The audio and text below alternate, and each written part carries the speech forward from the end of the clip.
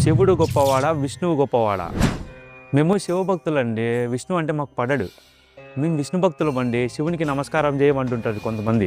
ఈ మాట ఎందుకు చెప్పాల్సి వస్తుందంటే, మొన్న ఒక ఆయన కామెంట్ పెట్టాడు, శివుడు గురించి చెప్తా చివరిలో విష్ణువు పేరు ఎందుకు ఎత్తారండి, మీరు శివద్రోహం చేస్తున్నారంటున్నాడు.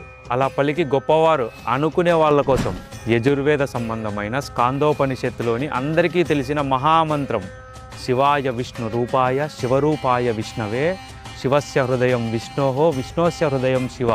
ఇదేదో వాళ్ళిద్దరూ ఒక్కటే అని కన్విన్సింగ్ కోసం రాసింది కాదు. అర్థం చూద్దాం. శివ అంటే త్రిగుణాతీతుడైన పరమాత్మ అని, విష్ణువు అంటే వ్యాపించిన వాడు అని, అంటే సర్వవ్యాపకుడు.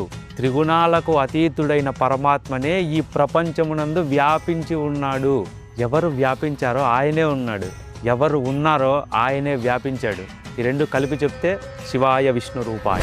ఈ రహస్యం తెలుసు కనుకే శ్రీయన గౌరి నాబగు చెల్వక చిత్తము పల్లవింప భద్రాయుతమూర్తి అయి హరిహరంబగు రూపము దాల్చి శివాయ విష్ణు రూపాయ అని పల్కెడు భక్త జనంబులకు ద్వైదిక జాయితకిచ్చమెచ్చు పరతత్వము గొల్చేదన అభిష్ట సిద్ధికి అన్నాడు తిక్కన గారు మహాభారతంలో. ఈ శివాయ విష్ణు రూపాయ అన్నది సామాన్యమైనది కాదండి, సర్వాభిష్టాలను నెరవేరుస్తుందని వేదమాత వాక్కు.